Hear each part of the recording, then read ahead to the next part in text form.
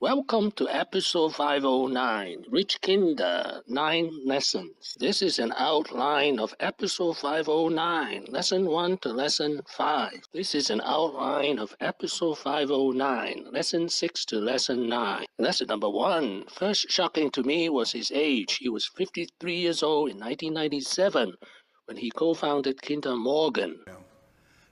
He started a company, CEO and chairman of Kinder Morgan. He started when his firm only had 164 people, I think. Today, he's built it up to over 12,000 people. Lesson number 2, $1.5 billion payday. Named RichKinder, $70 billion mega deal that would streamline all of its publicly traded entities into one company. So the stocks of Kinder Morgan Energy Partners, El Paso Pipeline Partners, and Kinder Morgan Management all shot up on the news that there was going to be this massive consolidation because for whatever reason, investors loved the news. So RichKinder, he made $1.5 billion on Monday morning because of the news. Lesson number 3, intellectual capital is the most valuable asset. A little bit about this. What are the assets that Houston has? What are the strengths that it has that makes it a great world city in the same way that those other cities are as the preeminent cities in those industries?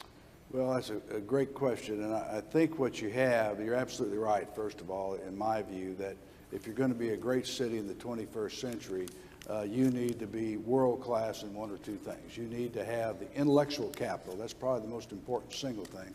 The intellectual capital, the human resources to build the headquarters of an industry. And that's largely a matter of building expertise. And if you look at Houston, there's no question but that Houston is the world capital of energy.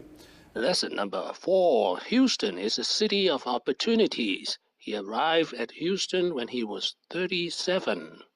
But to me, it's an entrepreneurial mindset. And is that in Houston, you are what you've achieved. There's not much of a social hierarchy here. Most people came from other parts of the country. And what we have is a very entrepreneurial mindset. And what that means to me is that the people who move the city forward are people who aren't afraid to think big. They find receptive audiences to thinking. I was 37. I think. 37. 37. So for you, it's been a city of opportunity as it has. Lesson number 5. He is the midstream or pipeline king. As shown in this picture, the upstream is the oil exploration. The downstream is the oil refinery. Kinder Morgan occupies the midstream. Lesson number 6, new production, new market, new pipelines. He's in the middle of the American oil renaissance. You know, we're in the midstream transportation business, and the greatest single opportunity, and why in my roughly 35 years in this business, this is the most interesting time we've had, is we have all this tremendous increased production coming from areas, and this is true of across the board, whether you talk about crude oil, natural gas, condensate, or indirectly even refined products. We have a tremendous need to transport that from new production areas to market areas. And there are a lot of ways of moving it, and we're primarily a pipeline company, of course, and so the cheapest, most effective, long-term way of moving all these products is by pipeline. Lesson number 7. His pipeline business is monopolistic expansion. He uses the toll road analogy. We're a toll road. We run pipelines and terminals, 84,000 miles of pipeline around America, 165 terminals.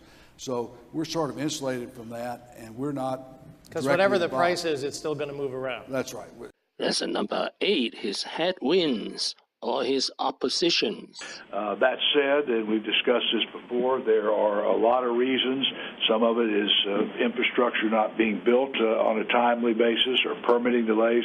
These are his oppositions, some of them from Canada. Lesson number 9, his tailwinds, shale oil, new market, very cheap oil. tremendous technological advances in drilling technology, in completing wells. And let me explain, I'm not in that end of the business. We're the upstream end of the business, Giant and drilling wells and gushers and all this that has been publicized so much.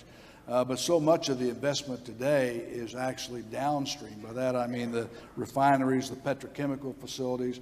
Various pundits are estimating that if you drew a line from Corpus Christi, Texas, Baton Rouge, Louisiana, and went 20 miles either side, you're going to see $100 billion spent in the next 10 years on petrochemical facilities. And those facilities are being built because of the very cheap price of the commodity, natural gas, NGLs, and basically So in that case, a low price actually helps. Actually benefits, that's right. Thank you for watching. Please subscribe and leave your comments and questions below. Wishing everyone peace and prosperity.